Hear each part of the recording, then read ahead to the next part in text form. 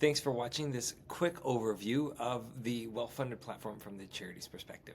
We started WellFunded because after working both at a technology company, building a donor-advised fund, and working alongside major donors and philanthropists, foundations on the grant-making side, and then going to spend the past 9 years working for a charity asking for grants, I became increasingly frustrated with the amount of paperwork we had to fill out. Most of the time it was duplicate paperwork. Most of the time it was duplicate due diligence materials and back and forth with foundations. And eventually that led to conversations with foundations and funders and major donors. And I also found out that they too were frustrated with many of the same problems. And so together with some forward-thinking funders, along with a large number of charities and reviewing about 1,500 grant applications, we built version 1 of WellFunded, which launched in January of 2025, and we have been quickly iterating ever since. This video is going to give you an overview of the WellFunded portrait for charities, and then in subsequent videos we will go over some of the other features. So this is the dashboard of a charity, Axe for Water, and I'm just going to kind of go over some of the key features of the charity portrait. There will be an onboarding flow for you when you create your charity portrait account. You punch in your charity registration number and it'll take you to an existing page where you can then begin entering things like your charity description, your mission statement, vision statement, organization values, unique value proposition. It's important to note with all of these fields, they are completely optional. So if you don't have, for example, a unique value proposition, if you don't write it, it's not going to show up like a flashing red light. It will just not appear there. And so it's not going to penalize you for that. If you have a theory of change, you can upload it there as well. Social media links, you can enter them there. Staffing and leadership, you can enter both your board and the photos along with your key senior leadership team. And you can enter some stats around there. The more stats you give the tool, the better it is. Our search and discovery will be able to match you with donors that are looking for organizations that are right-sized to you. When you're entering in leadership team information, you can also add different relevant tags to them, which you can discover as you go along. On financials, you can add your most recent year of financials and any other year you wish, including uploading your audited financials.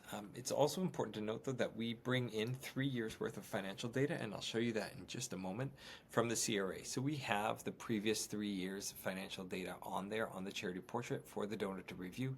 The issue is that that data is usually about 2 years out of date, so it's 2 years prior and then 4 and 5 years ago. So if you'd like to upload your most recent financial data and other audited financial statements, it just helps donors get a better picture of your impact. Annual reports, we strongly encourage you to upload your annual reports. Some of this is because our tool is then able to draw more descriptive information about your charity and its impact from your annual report. Impact location, it's important to note that your charity can have impact locations, and then projects that you are doing can have different impact locations from your charity. So for example, for this charity, they have a Canadian office and an office in Mbarara, Uganda.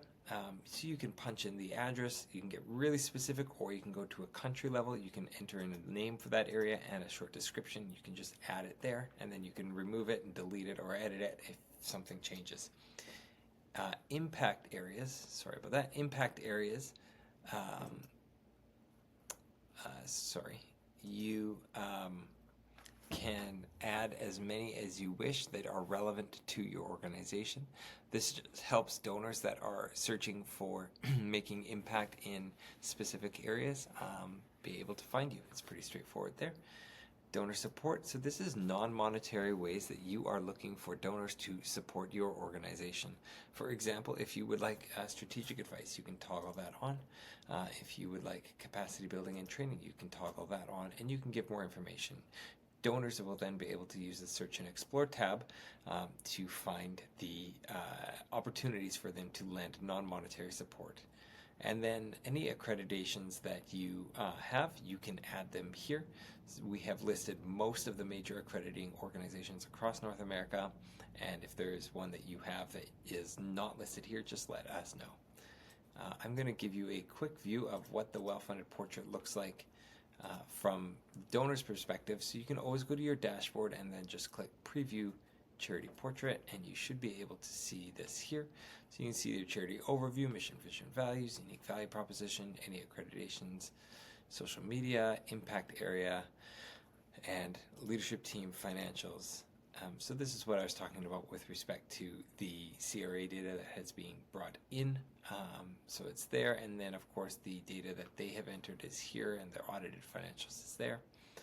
Contact information and donor support. That gives you a quick overview of the charity portrait process, and in future videos I will show you the project portrait and some other features. Thanks for watching.